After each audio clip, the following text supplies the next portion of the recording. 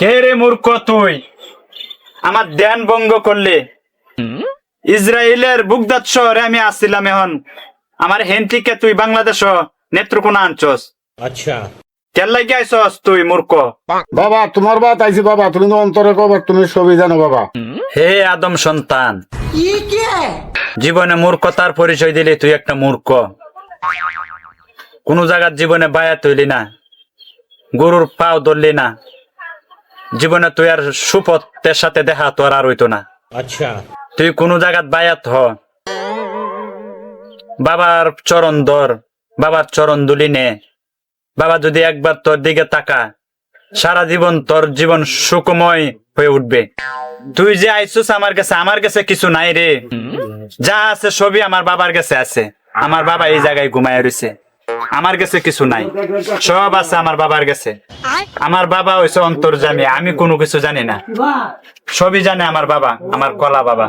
সারা পৃথিবীতে সুনাম ছড়াই রয়েছে আমার কলা বাবা। তুই আইসস আমার কলা বাবার কাছে, আর যে জানায় দা তোর যে দোষ, এই দোষ কাটবো। রাত যখন তুই ঘুমাস, সুন্দরী পরী তোর কাছে আসে, তুই এই পরীর সাথে তোর লোভ আছে ভিতরে, তোর লোভ থাকার কারণে এই পরীর সাথে তুই সঙ্গ দেস। আর পরীর সাথে তোর সঙ্গ দেওয়ার কারণে তোর নিজের দেহটা ভাঙ্গা খন্ড বিখন্ড হয়ে যাচ্ছে।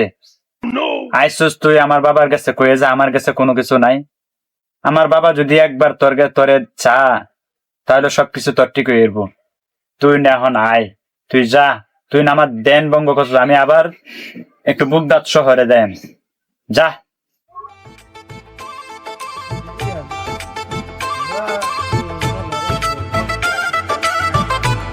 বাবা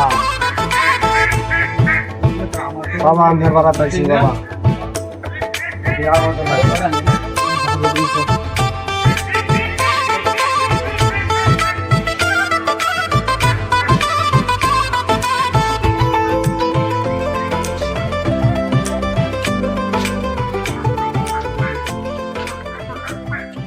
বাবা তোমার চরম দুলে নিতাম আছি বাবা।